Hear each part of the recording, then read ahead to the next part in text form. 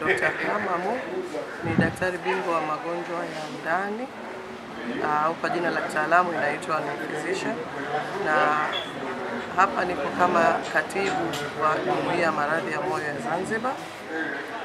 Tukishirikiana Jumuiya ya Moyo ya Zanzibar, Zanzibar Heart Foundation, tukishirikiana na Jumuiya ya Watu Walemavu wa Zanzibar, tumeweza kuweza kufanya shughuli hii au hafla hii au upimaji huu, na ambayo imetupelekea kufanya hii ni kwa sababu tulitaka kuadhimisha siku ya moyo duniani, na kwa kila mwaka siku hii inakuwa inasherehekewa siku ya tarehe 29 mwezi wa 9, lakini sisi tumeamua tusherekee ama tuadhimisha siku hii yetu ya leo, na pia tumeona tushirikiane na Jumuiya ya Watu Walemavu Zanzibar ili pia na wao wasibaki nyuma, kwa vile pia hata wao uhitaji wao wa kutoka kwenda hospitali unakuwa mdogo. Kwa hiyo tumeona tuwafate ile sehemu ilipo ili tuweze kuwasaidia kwenda kupima maradhi hususan yasiyoambukiza, ikiwemo pia maradhi ya moyo. Na hii sio tu kuwapima, lakini pia kuwasaidia kuwapa elimu jinsi ya kujikinga na maradhi haya, ikiwemo ulaji mzuri unaofaa, ikiwemo mazoezi kwa wale ambao wanaweza, sio wote ambao wanaweza, kama tunavyosema kwamba hii ni jumuiya ya watu walemavu, kwa hiyo kila mmoja ana shida kwa upande wake. Na pia kuwaelezea, kuna wengine ambao wana shida tayari lakini wanatumia dawa, wengine hawatumii dawa, kwa hiyo pia kuwapa elimu umuhimu wa kutumia dawa na pia kujikinga na vitu vingine ambavyo kama vile labda pressure inaweza ikasababisha maradhi mengine zaidi, kwa hiyo kuweza kujikinga na kuweza kutumia dawa ipasavyo.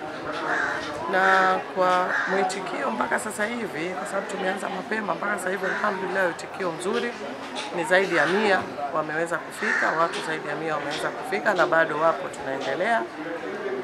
Kwa hiyo tunaomba kwa wale ambao wako majumbani au kama wengine wako maofisini wanaweza kuja ili tukawahi kufanya shughuli na wao wakafaidika. Kwa hiyo hali kwa sasa kweli naweza nikasema sio nzuri, kwa sababu watu wengi wana shida ya maradhi ya pressure pamoja na moyo.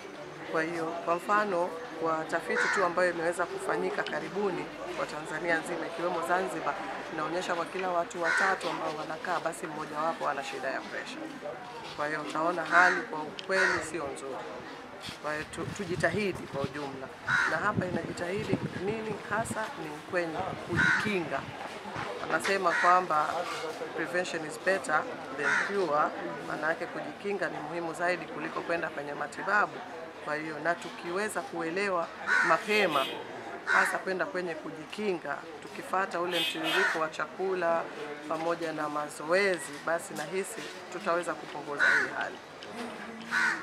Sasa wito wangu kwa jamii, tunapenda kwanza wao wanasikiliza vyombo vya habari, kwa sababu kuna vingi vya kusikia kwenye vyombo vya habari. Kwa hiyo wakisikia vitu kama hivi wajitokeze, wawe mstari wa mbele, kwa sababu hivi vitu kama nilivyosema, sio kila mtu anaweza kwenda hospitali, na wengi jamii wanaogopa hospitali. Kwa hiyo wito wetu, kama fursa imewafikia basi waitumie. Na pia natoa wito pia kwa ofisi nyingine ama organization nyingine pia wafanye vitu kama hivi, kwa sababu saa nyingine mtu unataka kwenda pia hospitali lakini muda haukuruhusu, kazi ni nyingi. Kwa hiyo tungeomba pia, na tunatoa wito na kampuni nyingine au ofisi nyingine wao wanafanya mambo kama haya. Kwa nini watu walemavu na wao wamo katika kupewa huduma na jumuiya yetu? Kwa hivyo leo tumewafanyia wao siku yao, na wanatoka sehemu mbalimbali ili nao wafaidike na huduma zetu tunazozitoa kwa jamii. Wito wangu kwa jumuiya nyingine, kwa wale wana uwezo watunge mkono ili kuwapima watu, sio hapa tu lakini hata Unguja na Pemba, kwa sababu kama nilivyosema mwanzo, hata ukaangalia ile wanasema survey ilifanywa 2023, sukari inaonekana 2011 ilikuwa 3.8, sasa hivi iko 8.7. ukaja kunako presha ilikuwa 35.4, sasa hivi kwa 40. Kwa hivyo inaonekana kwamba bado tunatakiwa watu wajijue hali zao, kwa sababu watapojua hali zao watapunguza baadhi ya vitu kula hivi ambavyo vinaongezea sukari.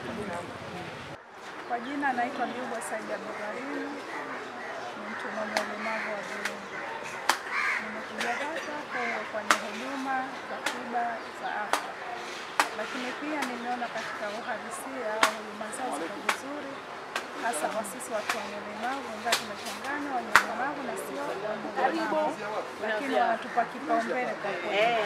Hapa imeanzia hapa kwenye kitu kumue akitoka ngule na uzito uwe na amani kabisa na zinaenda vizuri, lakini pia kama una tatizo pia wanakuangalia zaidi, lakini tena katika kuangalia macho kama na changamoto zaidi wanakuangalia katika sehemu husika zaidi, lakini kwa vizuri. Lakini huduma hii imeshirikiana na jumuiya ya ulemavu moja tu ulemavu wa zaidi, na tunafanya mashirikiano zaidi na sisi tunatokeza zaidi watu wenye ulemavu.